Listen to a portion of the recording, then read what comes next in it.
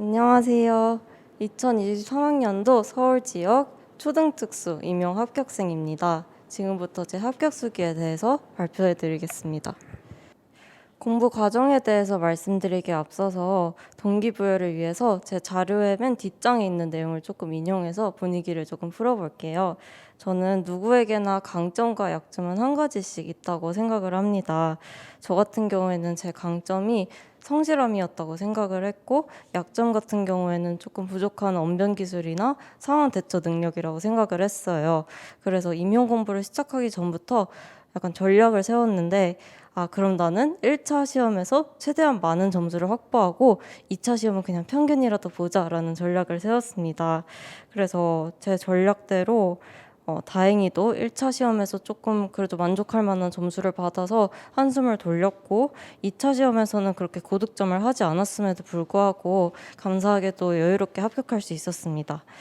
이렇듯 제 사례에서 볼 수 있듯이 2차에 강점이 없다고 생각이 드시는 분들도 1차에서 점수를 조금 이렇게 벌려놓으면 충분히 여유롭게 합격할 수 있고, 1차 시험에 도저히 자신이 없다라고 생각하시는 분들도 최소한의 점수라도 받아놓은 다음에 2차 시험에서 강점을 발휘해서 다시 뒤집기를 한다면 합격할 수 있다고 생각합니다.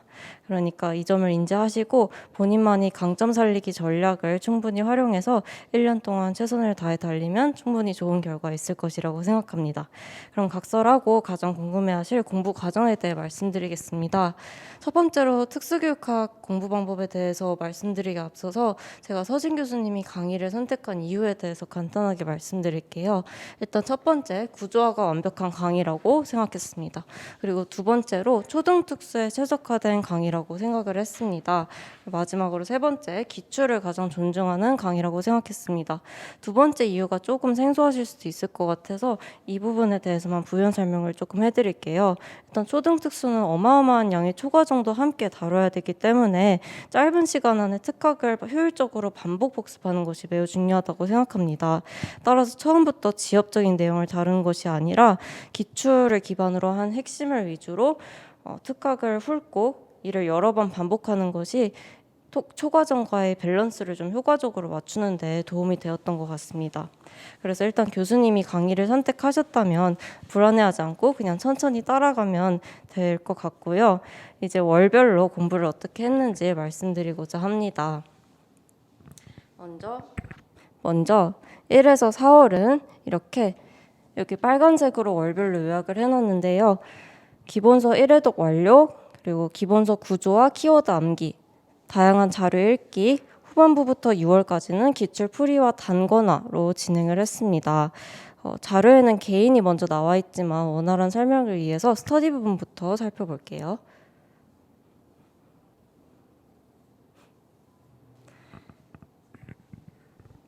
이때는 첫 번째로 키워드 인출 스터디를 짝으로 진행했었습니다. 초반부터 통암기를 시도하시는 분들도 많이 계시지만 개인적으로 이때는 구조 그 자체를 외우는 것이 중요하다고 생각했습니다. 따라서 모든 내용을 읊는 백치 인출은 저랑 개인적으로 맞지 않다고 생각을 했고, 해당 주에 진도를 나간 부분을 키워드 위주로 질의응답을 했어요. 예를 들어서 시각장애 부분이라면 랜드마크 중에서 방향종이 중에서 랜드마크가 될 수 있는 3가지 요건은 뭐야? 와 같이 핵심 키워드를 위주로 단답형으로 대답할 수 있는 질문을 하고자 노력을 했던 것 같습니다. 이제 개인 공부는 어떻게 했는지 말씀드릴게요. 일단 강의는 당연히 밀리지 않고 들었었고요. 앞에서 말씀드린 짝 스터디 인출을 위한 준비를 했었습니다. 말씀드렸다시피 구조가 정립되지 않은 통암기는 휘발성이 매우 높기 때문에 백지 인출은 웬만하면 하지 않았고, 기출된 중요 부분을 암기하고 교수님께서 강의의 마지막 부분에서 이제 그 구조와 바탕으로 정리를 한번 해주시잖아요. 그것을 그냥 제가 혼자서 따라한다는 느낌으로 진행을 했었습니다. 그러면 분명 통암기하는 다른 수험생분들도 계시는데 그럼 저는 그 나머지 시간에 무엇을 했냐라고 물어보신다면, 저는 내용을 깊이 이해하고 단권화하는 데 초점을 두었습니다. 저는 참고로 다른 곳에서 받은 서브노트로 단권화를 진행했었는데 서브노트를 따로 제작하지 않고 그냥 기본서로만 하셔도 충분히 괜찮다고 생각합니다. 저는 기본서랑 전공서 그리고 다른 강사의 강의를 듣는 스터디원이 기본서 등등 여러 가지 자료를 읽어보면서 좀 넓게 이해하고자 노력을 했어요. 물론 교수님께서 강론 강의 중에 추후에 강론에서도 많은 내용을 다뤄주시기는 하지만 제가 워낙 불안도가 높고 궁금해하는 것도 많은 타입이어서 이걸 바로바로 해결을 하고 넘어가야 하는 스타일이었어요. 그래서 예를 들어서 반두라의 사회학습 이론에 대해서 내가 잘 이해가 되지 않았다라고 하면은 학부 때 살펴봤던 교육심리학 교재를 살펴보면서 그 예시를 찾아보기도 하고 그랬습니다. 이와 같이 다른 자료들을 읽은 다음에 추가 또는 수정할 것이 있다면 서브노트에다가도 바로바로 반영을 했습니다. 그리고 기본 이론 강의가 끝난 직후, 즉 4월쯤에는 교수님이 유형별 기출책으로 기출 풀이를 하기 시작했습니다. 기출 풀이는 제가 정의 내리기로는 기출 분석하고는 다른 작업인데요. 기출 분석을 빠르게 시작하는 것도 충분히 의미가 있다고 생각하지만 개인적으로 분석을 할 만큼의 지식이 불충분하다고 생각해서 가벼운 풀이랑 서브노트 입체화를 다음과 같이 진행했습니다. 먼저 첫 번째, 교수님이 강의 진도에 맞춰서 한 주에 한 영역씩 기출 풀이를 진행했습니다. 분석을 따로 진행하지는 않았고 교수님이 답안 확인 및 오답 정도만 진행을 했습니다. 그리고 두 번째, 서브노트, 즉 단권화 자료를 점검했습니다. 교수님이 기출 해설 및 강론 강의를 시청한 다음에 이해되지 않은 내용을 다시 이해해보고 필요한 경우에는 내용도 추가했습니다. 다음으로 세 번째로는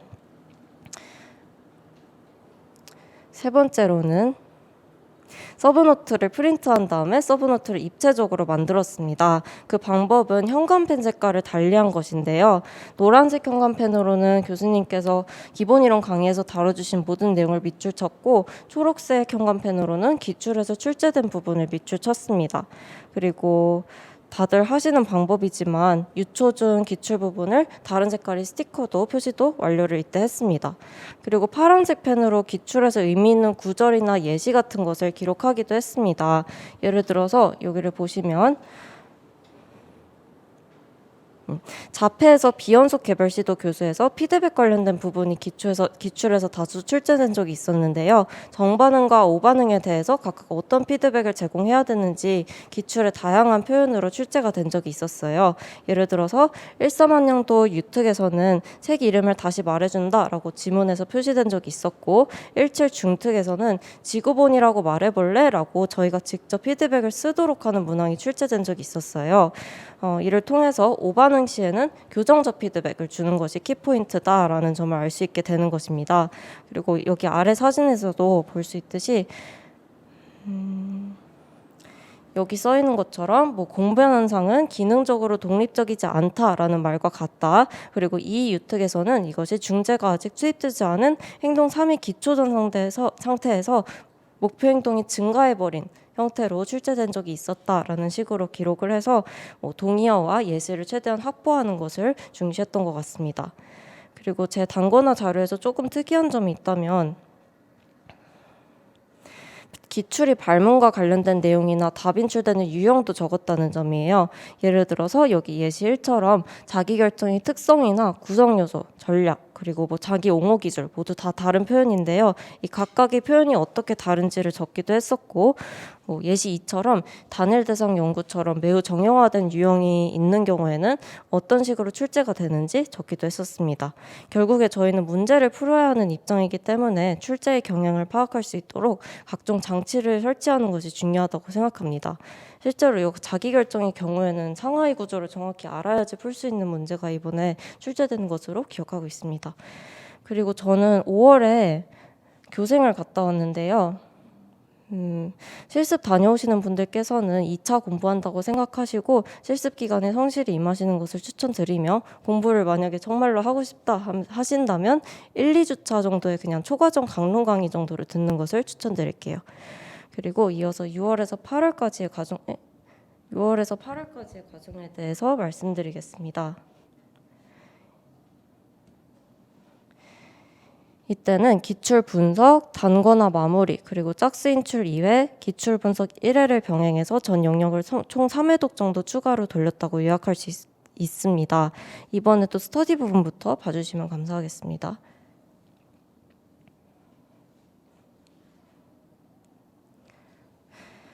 이때는 두 가지 스터디를 진행을 했었는데요. 일단 첫 번째로 세미 통함기 인출을 짝으로 진행했었습니다. 1에서 3월은 키워드 그 자체를 인출했다면 이번에는 키워드를 보고 그와 관련된 내용을 술술 인출할 수 있도록 연습을 했습니다. 예를 들어서 3반기에는 자기결정 4요소 그 자체를 인출했었다면 이번에는 자기결정의 정의, 그 4요소의 정의나 그 예시까지 인출할 수 있도록 암기를 했습니다. 주 2에서 3회 정도 진행을 했었고요.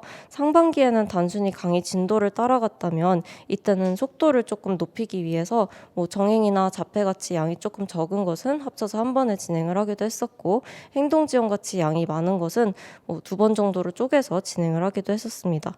결론적으로는 2달 반 정도 안에 전 영역을 2바퀴 정도 돌린 것으로 기억합니다. 그리고 두 번째 스터디는 기출 분석 스터디였습니다. 이 스터디는 4명이서 진행을 했었고요. 기출 풀이 때와 마찬가지로 영역별 기출문제집을 활용해서 주 1회 정도 진행을 해서 13가지 파트를 총 11주 안에 마무리했었습니다. 4명이 한 문항씩 돌아가면서 이래 해서 답은 이거야 라고 풀이를 간단하게 진행하고 확장 또는 변형되어 나올 수 있는 부분에 대해서 논의까지 했습니다. 약간 교수님이 강의를 따라한다는 느낌으로 진행을 한 것이죠. 그 다음으로 개인 공부로 넘어가 보겠습니다. 일단 상반기에 학정 느낌으로 단권화를 진행했습니다. 교수님께서 주시는 강론 자료를 한번 읽어보고 강의를 들으면서 교수님께서 강조해 주신 내용을 프린트해서 서브노트에 추가했습니다. 하지만 이게 모았다고 공부가 되는 것이 아니라 외워야지 공부가 되는 것이기 때문에 강론 내용을 무분별하게 추가하기보다는 그냥 최대한 지금 있는 내용의 해독수를 조금 더 높이고자 초점을 두었던 것 같습니다. 두 번째, 아까 말씀드린 짝스 인출 스터디를 열심히 암기하면서 준비했고요. 세 번째로는 기출 분석 스터디도 혼자서 준비를 했었습니다. 저 스스로 해설을 하면서 인출하는 내용이 맞는지 확인하기 위해서 풀이를 타이핑을 했고 효율성을 위해서 쓰는 내용을 최소화하고 그냥 쓸 시간에 더 외우자라는 마인드로 임했던 것 같습니다. 제가 사용한 기출 분석 양식을 간단히 보여드리자면 단순 해설이나 답안은 그냥 술술 타이핑을 했고 문제 변형 가능성이 있는 것이나 확장시킬 수 있는 상식은 옆에 골뱅이 표시를 해서 적었습니다. 예를 들어서 수능과 어음청취역치는 원래 일치를 해야 되는데 지금 10dB 이상의 차이가 나버렸으니까 지금 우측기에 이상이 있구나 라고 쓰는 것이 답안 문항이 요구하는 답안이었는데 여기서 도출할 수 있는 어음청취역치 검사의 목적은 무엇이지? 아니면 신뢰롭게 측정을 했는데도 10dB 이상의 차이를 보인다면 이건 어떤 경우일까? 등등 확장 또는 변형할 수 있는 경우에 대해서 논의를 기록을 했었던 것 같습니다. 그리고 풀면서 헷갈릴 만한 부분은 이렇게 샵 표시를 하기도 했었는데요. 예를 들어서 저는 명료도의 단위가 데시벨이 아니라 퍼센트라는 점이 헷갈렸어서 이렇게 적기도 했었네요. 그 다음으로 9월에서 10월 과정으로 넘어가 보도록 하겠습니다. 제가 앞에서 못 짚고 넘어간 것 같은데 8월까지는 넓히고 모으고 이해하는 과정이라면 이제 9월부터는 좁히고 쳐내고 외우는 단계라고 생각했습니다. 이게 임용시험이 결국 얼마나 외웠냐의 싸움인데 모든 내용을 토시 하나 틀림없이 외우는 것은 불가능하기 때문에 선택과 집중을 잘 해내야 된다는 것입니다. 따라서 이때는 중요 부분 통함기 그리고 연도별 기출 및 모의고사 풀이를 진행했다고 요약할 수 있겠습니다. 이번에도 스터디를 먼저 보시면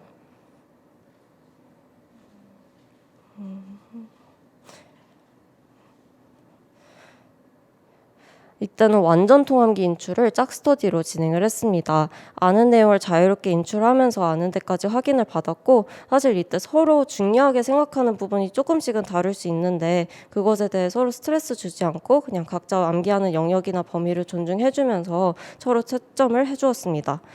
8월부터 9월 중순까지는 주 3에서 4회 정도 진행을 하면서 3주의 전 영역을 돌리고자 했는데 이게 한 번 할 때마다 스터디 시간이 2시간 이상씩 걸릴 정도로 너무 오래 걸려서 9월에서 10월부터는 방식을 조금 바꿨습니다.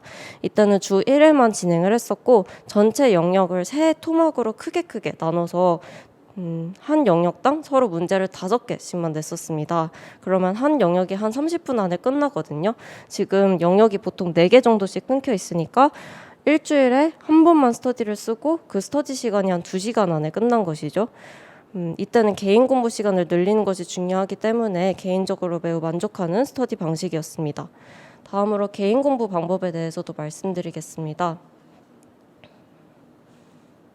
먼저 첫 번째로 방금 말씀드린 스터디 준비를 열심히 했습니다. 그리고 두 번째로는 모의고사 풀이를 진행했었습니다. 연도별 기출 풀이를 한 것도 그렇고 이때는 기본서에만 너무 매몰되어 버리면 매너리즘에 빠질 수도 있기 때문에 문제를 최대한 다양하게 풀어보면서 자신이 지식을 확인하는 과정이 매우 중요합니다. 모의고사 같은 경우에 저는 너무 진이 빠져서 일주일에 한 2회에서 3회 정도 모의고사 푸는 날을 지정해서 교육과정 A, 교육과정 B로 이렇게 나눠서 풀어봤습니다. 물론 한꺼번에 풀 수 있다면 그렇게 하는 것을 더 추천드리긴 합니다. 저는 점수에 스트레스를 받지 않기 위해서 점수를 막 정확히 매기지는 않았고 그냥 구멍난 부분을 찾는 용도로 적극적으로 활용을 했습니다. 그리고 이때 몰랐던 내용은 진분홍색 형광펜으로 추가로 서브노트에 밑줄을 치면서 바로바로 외우고자 노력을 했던 것 같습니다. 그 다음에 세 번째로는 연도별 기출풀이는 다음과 같이 진행을 했습니다.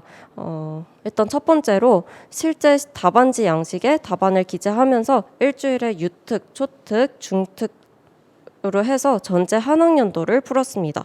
예를 들어서 월요일에는 16 유특 A, 화요일에는 16 유특 B 이런 식으로 진행한 것이죠. 유특과 중특 같은 경우에는 저희와 무관한 문항도 많이 출제되기 때문에 시간을 따로 재지는 않았고 초특의 경우에는 이미 알고 있는 문제가 있다는 점을 감안해서 한 50분에서 60분 정도로 시간을 좀 빠듯하게 해서 쟀습니다. 그리고 다 풀이한 이후에는 오답 정리를 이렇게 했었는데요. 저는 이동 시간에 휴대폰으로 두고두고 볼 수 있도록 오답을 모두 이렇게 구글 독스에 기록을 했습니다. 먼저 틀린 내용을 이렇게 상단에다가 정리를 했습니다. 예를 들어서 저는 비언어성 지능검사 종류가 뭐였는지 까먹었었나 보네요.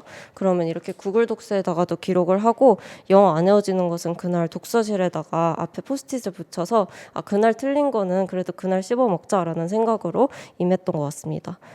9월부터는 사실 보통 어느 정도 다들 암기가 되어 있는 상태이기 때문에 발견한 취약 부분만 채워도 굉장히 든든해지거든요. 그러니까 퀴즐렛이나 포스트잇 등등 자신에게 맞는 방법으로 이동 시간이나 식사 시간 등등 활용해서 적극적으로 빵꾸난 부분을 채우셨으면 좋겠습니다.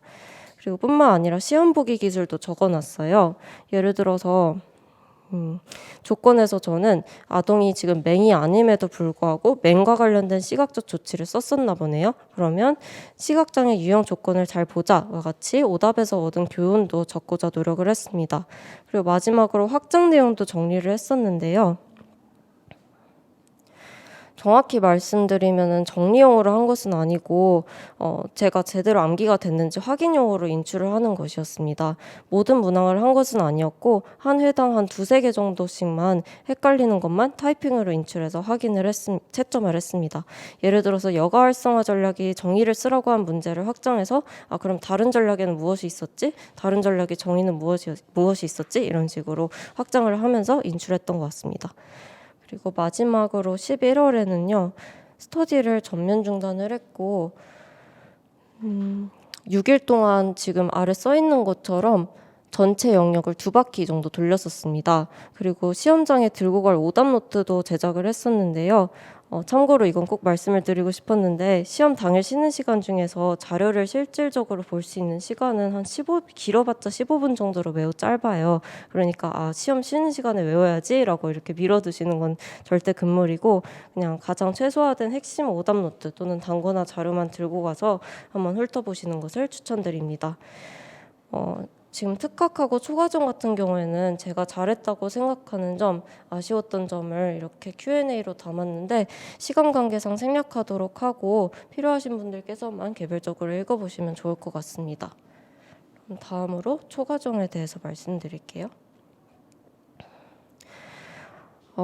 특학이 지금 설명이 정말 길었는데 초과정은 좀 주도적으로 공부한 내용이 비교적 적어서 설명이 그래도 금방 끝날 것 같아요. 저는 백구팀이 강의를 수강했었는데 양이 워낙 방대해서 정말 말 그대로 강의 듣고 컬리큘럼 따라가기만 해도 절반은 성공했다고 보셔도 되거든요.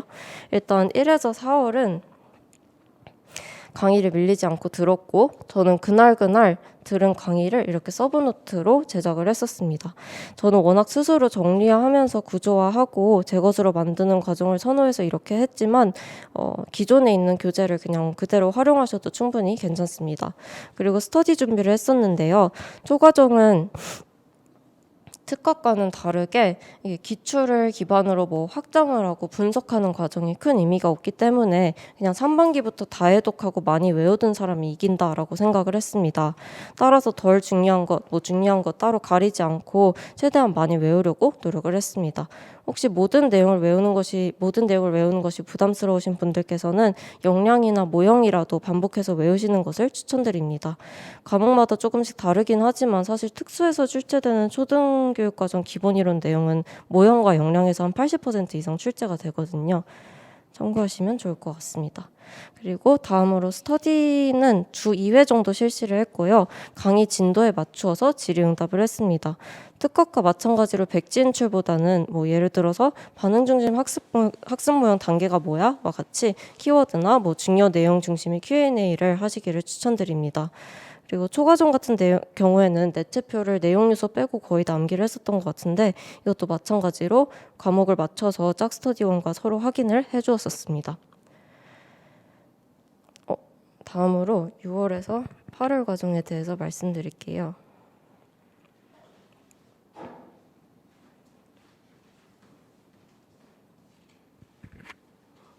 6월부터 8월은 강론 강의 듣기, 그리고 강의 진도에 맞추어서 강론 내용 바로바로 외우기, 그리고 기본 이론 자기주도적으로 복습하기로 요약할 수 있어요. 일단 교생 실습을 다녀오신다면 강론 강의가 정말 많이 밀려 있거든요. 그래서 천천히 곱씹어서 복습을 하기보다는 밀려있다는 심적인 불안감을 해소하기 위해서 하루에 강의를 그냥 3-4강씩 빨리빨리 들으면서 최대한 빨리 해치우고자 노력을 했던 것 같습니다. 그리고 두 번째 개인 공부로는 기본 이론 복습을 했었는데요. 하루에 적어도 1시간 정도를 할애해서 진도를 나가고 있는 또는 짝스터디에서 진행하는 것과 같은 과목의 서브노트를 읽고 외웠습니다. 워낙 짧은 시간을 할애하는 것이다 보니까 모형이나 역량 등등 중요한 것을 위주로 복기시켰습니다. 그리고 마지막으로 스터디에서 강론 내용을 인출하기 위해서 공부를 했습니다. 하루에 4시간 정도는 할애해서 내용을 반복적으로 읽었었는데요. 사실 초과정을 버리지 않는 이상 이때는 초과정이 특학보다 어쩌면 공부 시간을 더 많이 차지하는 것이 이상한 게 아니니까 너무 그것에 스트레스 받지 않으셨으면 좋겠습니다. 그리고 강론 인출 짝스터디는 어떻게 진행을 했었냐면 한 페이지에 한 문제 정도씩 출제를 하면서 주 3-4회 정도 질의응답을 했습니다. 강의 진도를 따라잡기 위해서 한 번에 정말 많은 양의 강론을 다뤘었는데요. 한 번에 시간으로 치면 2시간 이상은 쓴 것 같고 양으로 치면 한 강론을 100페이지 정도로 100페이지는 기본으로 넘겼었던 것 같습니다. 이게 처음에는 정말 힘들었었는데 하다 보면 익숙해지니까 효과적인 복습을 위해서 몇 번쯤은 용기 내서 한번 시도해 보시는 것을 추천드립니다. 그리고 9월에서 10월에는 기본 이론과 강론을 혼합해서 스터디를 시작했고 개인적으로는 연습 문제를 풀이했습니다. 이 부분은 효과적인 설명을 위해서 스터디 부분을 먼저 살펴보실게요. 아까 말씀드린 것처럼 스터디에서 기본 이론과 강론을 혼합해서 인출을 했었는데 주 3회 정도 할애를 해서 스터디를 했었고 결론적으로는 전 범위를 2달에 걸쳐 3회 독 정도 했었던 것으로 기억합니다. 일단 첫 1에서 2회 독은 3주 정도의 전 영역을 돌렸었는데요. 6월에서 8월 사이에 한 것처럼 한 페이지에 한 문제씩 꼼꼼하게 문제를 출제했었습니다. 이때는 강론과 기본 이론이 과목을 같게 했었는데요. 예를 들어서 국어 강론을 3번으로 나눠서 보기로 결정했다라고 하면 국어 기본 이론도 마찬가지로 3번으로 잘게 쪼개서 진행을 했었습니다. 하지만 이렇게 하니까 스터디 시간이 지나치게 오래 걸려서 막판에는 개인 공부 시간 확보를 위해서 이렇게 스터디 방식을 조금 바꿨습니다. 이때는 주 2주 정도의 전 영역을 돌렸고 기본 이론은 2문제, 강론은 한 10문제 내외로 한정을 해서 문제를 내서 한 회의 스터디가 1시간을 넘지 않도록 조정을 했습니다. 또 강론과 기본 이론이 과목을 항상 같게 해버리면 내가 고착화될 가능성이 있다고 생각을 했기 때문에 이때는 기본 이론과 강론이 과목을 달리해서 진행을 했었습니다. 제가 초과정에 대한 욕심이 좀 있었어서 유달리 빨리 돌린 편이니까 본인이 특학이 완성된 정도를 고려해서 이것보다는 조금 느슨하게 조정하셔도 충분히 괜찮습니다.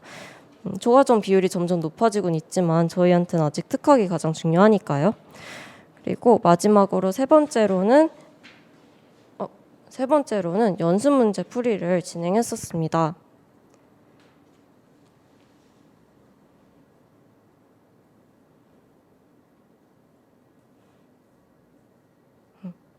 연습 문제 풀이를 진행했었는데요. 백구팀이 강론 종강 조금 전에 과목별로 연습 문제를 배포해 주실 거예요. 그래서 취약한 과목 위주로 하루에 10문제 정도 풀었습니다. 연습 문제 풀이가 개인적으로 필수라고 생각하지는 않지만 저는 평소에 많이 덤벙대는 편이고 시험 보기 기술도 되게 부족하다고 생각해서 저를 문제 푸는 기계로 조금 전환시키는 과정이 필요하다고 생각했어요. 그래서 푸는 것을 선택했고 추천을 해드리자면 특히 사회나 과학 같은 경우에는 답인출되는 과목이기도 하고 각종 실험이나 그림, 자료 같은 걸 보면서 자기가 배운 강론 정보를 좀 적용하는 과정에 큰 도움이 되었다고 생각을 해서 추천드리겠습니다. 그리고 마지막으로 11월에는 마지막 3주는 스터디를 전면 중단하고 여기 첨부되어 있는 것처럼 7일 동안 전 영역을 2바퀴 돌렸습니다.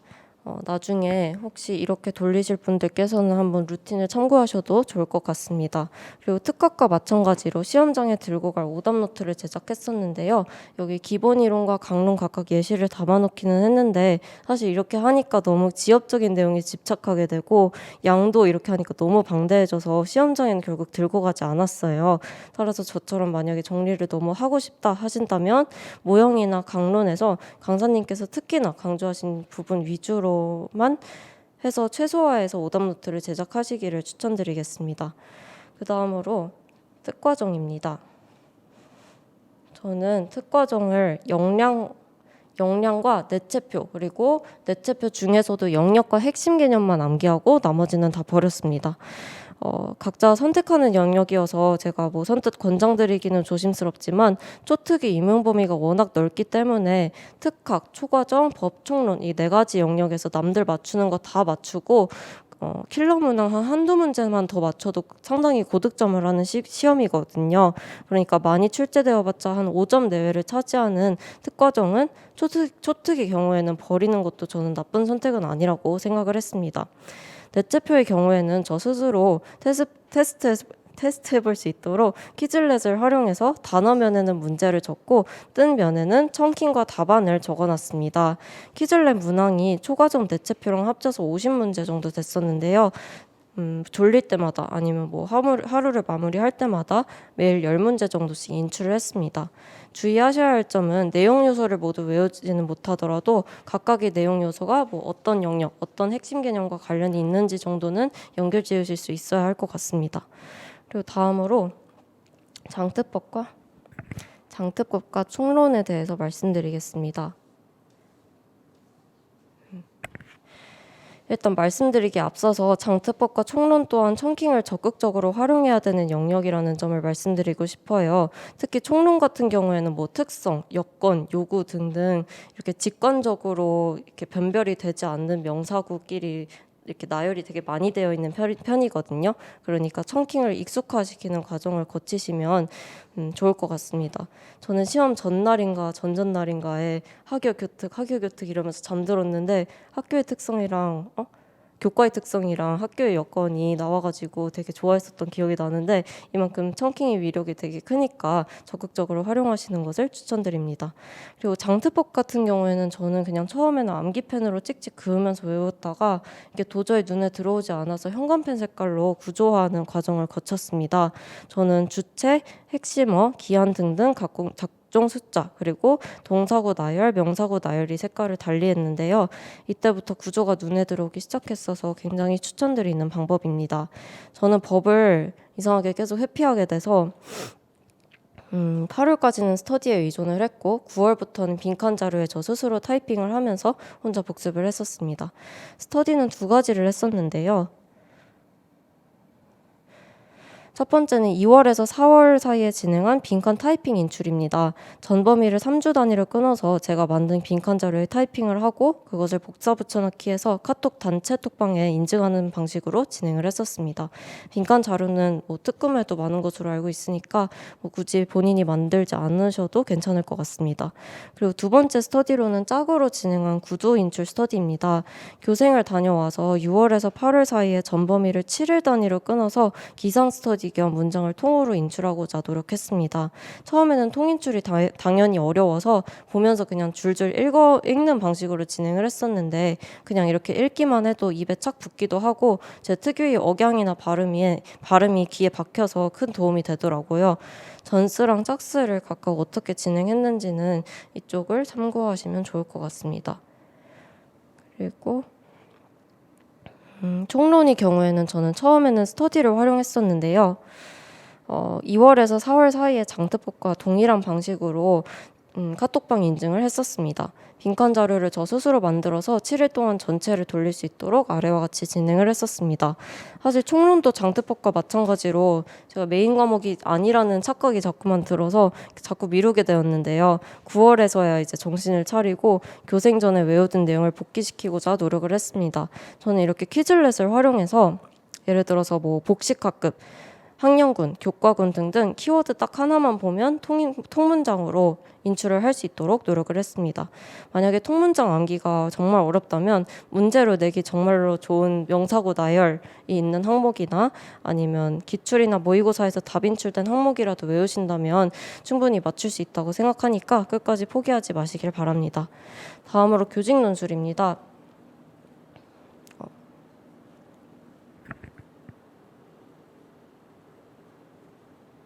교직 논술의 경우에 저는 8월부터 한 주에 한 개씩 문제를 풀면서 진행을 했습니다.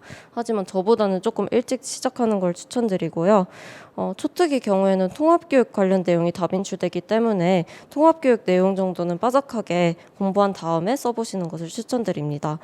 그리고 만약에 내용이 문제가 아니라 나는 글 쓰는 것 자체가 어려워서 문제가 된다라고 느껴지신다면 교수님이 교재나 아니면 다른 기출문제집이 모범 답안을 그냥 필사해 보시는 것도 추천을 드립니다. 그렇게 하면 두 갈식으로 쓰는 건 어떻게 쓰는 거고 서본결에 각각 어떤 내용이 들어가야 하는지 조금 눈에 보일 거라고 생각이 들거든요. 사실 저는 원래 글 쓰는 거를 좀 좋아하는 편이어서 논술에 시간을 그렇게 많이 투자하지는 않았어요. 근데 만약에 글 쓰는 게 어려우신 분들이라면 스스로 적어보는 거 한 번, 그리고 모범 답안 보고 수정하는 거 한 번, 이렇게 2회 정도는 풀어보셔도 괜찮을 것 같습니다. 논술도 전체에서 20%나 들어가니까요. 그리고 논술에서 또 중요한 역량 중에 하나가 좀 특이한 주제가 나와도 당황하지 않고 60분 내로 쓰는 능력이라고 생각을 했어요. 이게 당황을 해서 구상 시간을 20분을 넘겨버리면 되게 완성도가 낮은 글이 나오게 되거든요. 따라서 논술에 자신이 있는 분들이라도 기출을 모두 풀어본 다음에 사설 모의고사의 논술 문제에 대한 개요만이라도 좀 짜보시는 것을 추천드리겠습니다. 아래의 팁들은 사실 교수님이 교재에도 있는 내용이어서 넘어가도록 하고 제가 논술을 위해 준비한 자료들만 몇 가지 살펴볼게요. 일단 첫 번째로는 서론과 결론에 대한 만능틀이었습니다. 사실 본론 내용이 논술에서 제일 중요하지 서결론의 경우에는 주제에서 크게 벗어나지만 않고 그냥 기본적인 형식만 갖추면 점수를 받는다고 생각을 했거든요. 그래서 저는 서론에서 최근 뭐뭐 과제로 부상하고 있다, 아니면 주제에 대한 정의, 이런 거를 만능틀로 준비를 했더니 시간 절약에 큰 도움이 되었던 것 같습니다. 그리고 두 번째로 테마별 선행 지식도 정리를 이렇게 했었는데요. 사실 저희가 논술의 경우에는 저희가 특학에서 배우는 것과는 결이 다르게 나오는 경우가 많다 보니까 이런 식으로 정리를 동료 장학, 장애 이해 교육, 지원 인력 이런 식으로 정리를 하니까 심적인 안정에 도움이 됐던 것 같습니다. 뭐 따로 만들거나 통합교육 부문에 담거나 하는 것도 괜찮다고 생각합니다. 다음으로 점자, 지문자 관련 내용인데요. 점자, 지문자가 이번에 미출제되어서 이번에는 꼭 나오지 않을까 예상하는 부분입니다. 점자의 경우에 저는 학부 때 배운 내용이 있어서 사실 공부를 거의 하지 않았고 아래와 같은 스터디에서 출제된 문제를 푸는 정도로 해결을 했습니다. 저희 스터디에서는 일주일에 한 번씩 돌아가면서 한 사람이 아래의 양식에 따라 점자 10문제를 출제를 하면 나머지 3명이 일주일 안에 그 문제를 풀어서 밴드에 업로드하는 방식으로 진행을 했었어요. 그래서 하루에 한 문제씩 푸는 스터디원도 있었고 저처럼 그냥 하루에 몰아서 푸는 스터디원도 있었습니다. 그리고 팁을 하나만 드리자면 점자는 저명뿐만 아니라 예외 사유에 대한 이유도 알아두시면 좋을 것 같아요. 이게 중특에서 그 이유를 물어보는 문제가 한번 출제된 적이 있었던 것으로 기억하기도 하고 이유까지 알아두면 예외 사항을 까먹지 않거든요. 그리고 수어, 지문자의 경우에는 그냥 저는 한 번씩 그냥 까먹을 때쯤 한 달에 한 번씩 유튜브 영상으로 외우는 것으로 충분하다고 생각합니다. 그리고 점자랑 동일한 방식으로 스터디를 진행했었고요. 수어는 따로 공부하지 않았습니다. 2차 준비에 대해서도 간단하게나마 소개해드리겠습니다. 먼저 저는 2차 공부에 대한 감을 잡기 전에 정조희 선생님이 강의를 참고했습니다. 제가 느낀 선생님 강의와 교재의 장점은 점수를 잘 받는 방법을 알려주신다는 점입니다. 단순히 면접이나 수업 실현을 잘하기 위한 배경 지식을 수상적으로 제공하는 것이 아니라 결과에 대한 평가 관점, 그리고 평가를 잘 받기 위해 필요한 모든 연습 방법에 대해서도 설명을 해주세요. 예를 들어서 면접에서 가지수가 빠짐없이 채점되기 위해서는 2갈씩으로 말을 하고 그 2갈씩 문장에서 키워드를 강조해서 말을 해라 해서 그치는 것이 아니라 그것을 하기 위해서 본인이 촬영을 하고 그것에 대해 셀프 피드백을 하는 방법 등등 연습 과정에서도 저희와 함께 동행을 해주세요. 강의는 이 정도로 추천을 해드리고 자료에는 강의와 교재 외에 제가 주도적으로 공부한 것들 중에서 추천할 만한 것들을 담아왔어요. 시간 관계상 설명해드리지는 않을 건데 자료를 보시면 면접에서는 면접 주제와 시책을 연결시킨 자료 제작하기, 면접 내용 촬영 또는 녹음 후 전사하기, 그리고 수업 실현에서는 구상지 효과적으로 쓰는 방법 연습하기, 지도서 제재를 활용하여 수업 실현 다양하게 해보기, 그리고 지도안에서는 취약 과목 위주로 지도서 제재를 활용하여 지도안 작성해보기, 그리고 교수 편기가 유기적으로 연결되는지 확인하기 관련된 내용을 담았습니다. 자료에 최대한 꼼꼼히 설명을 하고자 했으니까 필요하시다면 개별적으로 읽어보시는 것을 추천드리며 많은 분들이 그 시책을 어떻게 공부하는지 조금 어려움을 겪는 경우를 봤어서 이거 관련된 내용만 조금 부연 설명을 해드리겠습니다. 시책, 즉 각 시에서 제공하는 주요 업무 계획은 간접적으로 면접 범위에 포함되는 자료입니다. 하지만 이것을 맥락 없이 달달 외우는 것은 의미가 없다고 개인적으로 생각을 합니다. 결국 저희는 좋은 답안을 하기 위해서 시책 공부를 하는 것이기 때문에 시책을 좋은 답안에 사용할 조미료 정도로 사용하는 것이 적절하고 시책을 답안에 어떻게 녹일지 고민하는 과정이 필요합니다. 따라서 저는 통합교육, 인성교육, 생태 전환교육 이렇게 테마별로 정리를 했었는데요. 이렇게 하니까 면접 질문을 딱 보자마자 어떤 시책을 녹여서 답변을 해야 되겠다 하고 자동화를 할 수 있는데 좀 도움이 되었던 것 같습니다. 예를 들어서 이번에 서울시 즉답형 1번에서는 다양성이 꼽히는 공존이 혁신 미래 교육이라는 서울시 교육청의 교육 비전과 관련된 시가 제시가 되었고 이를 통해서 자신이 교직관을 말하라고 했습니다. 답변을 할 때 저는 제 교직관에서 밝히는 것에서 그치는 것이 아니라 그거를 도달하기 위해서 제가 시책에서 제공하는 어떤 활동을 할지 어떤 정책을 사용할지까지 포함해서 답변을 하니까 그래도 좀 비교적으로 풍부한 답안이 완성될 수 있었던 것 같습니다. 이게 구상 시간 아니면 즉답형에서 생각할 시간이 너무 길어지면 본인이 지식이나 생각을 뽐낼 시간이 그만큼 줄어드는 거거든요. 그러니까 이런 식으로 사고를 조금 자동화할 수 있는 테마별 만능 틀을 제작해서 가시는 것을 추천드리겠습니다. 하지만 2차에서 가장 중요한 것은 절대적인 연습량이라고 생각합니다. 특히 저처럼 글쓰기보다 말하기가 어려운 분들이시거나 아니면 뭐 쉽게 당황하시는 분들이시라면 다양한 스터디도 한번 참여를 해보고 여러분들께 피드백도 받으셔서 짧은 2차 준비 기간 동안 건승하셨으면 좋겠습니다. 짧다면 짧고 길다면 긴 수험 기간 동안 건강과 공부의 밸런스 놓치지 않고 꾸준히 달려나가시길 바라겠습니다. 지금까지 들어주셔서 감사합니다.